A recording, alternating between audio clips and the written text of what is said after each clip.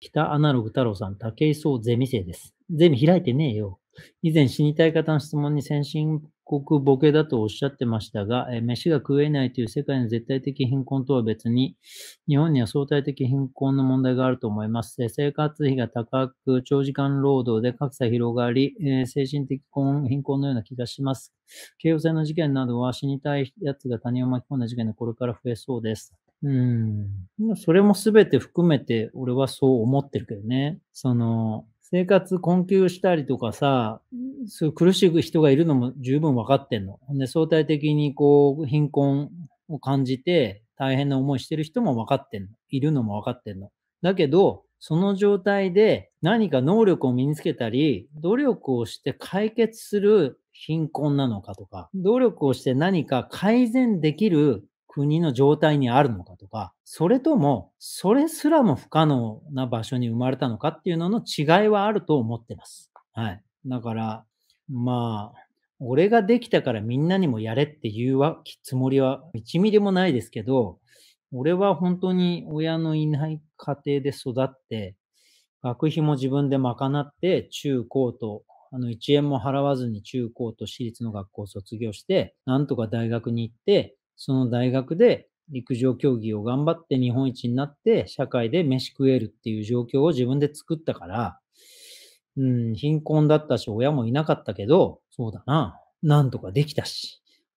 だから、確かにその時は苦しかったし、大変だったけど、同じ状況であの国だったら、どうしようもなかっただろうなって思う場所、今まで行った中でいっぱいあるんで、例えばインドで同じような感じだったら、もうマジで人生積んでたかもしれんなとか、わからんよ。そら、どこなのか、ね、いろんな国で。だからインドで本当親もいなくて貧乏って言ったら、多分貧困のところに暮らさなきゃいけないってなったら、そっから逆転できるかっつったら自信あんまねえなと思ったりとかするから、自分の生まれを他の国で同じクラスだったとしたらどうだろうなって考えると、日本でよかったなって俺は常にそういう時思うから、だからそれを苦しい人のことを分かってないとかっていう話と全然違うと思うんだよね。俺は先進国でボケないように、どんな状況になっても、この国だったら、なんとか飯は食えるし、コンビニでね、長時間バイトしたって、まあまあ豊かな暮らしができる国だから、何もそんなに生活費が高くって言うんだったら生活費の安い街に行けばいいし、あるから、生活費の安い街。たくさんあるから、日本には。食費が安い街もあるし、長時間労働、そんなに強いられるような職種にしなきゃいいわけで。格差は広がるけど、都心部でね、豊かに暮らそうと思わなければ、そんなに格差を感じず暮らすこともできると思いますし、京王線の事件とかね、それは痛ましい事件はあるけど、あれが本当に1年に1回、もしくはあんな事件で、今まで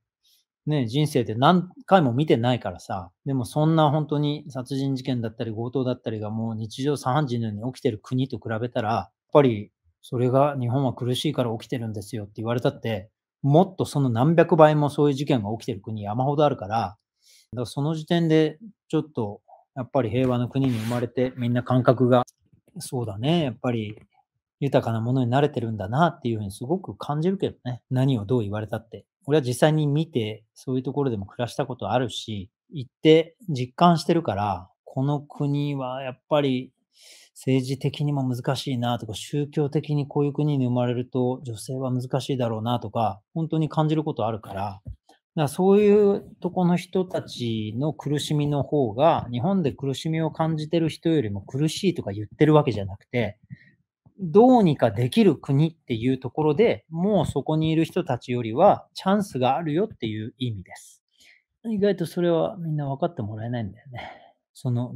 先進国ボケとかいう言葉に引きずられて、先進国の人は苦しいって言っちゃいけないんですかとかって反論してくるやついるけど、そういうこっちゃねえっつって。ちょっと頭使って考えろやって自分でっていう、そういうふうに思ってます。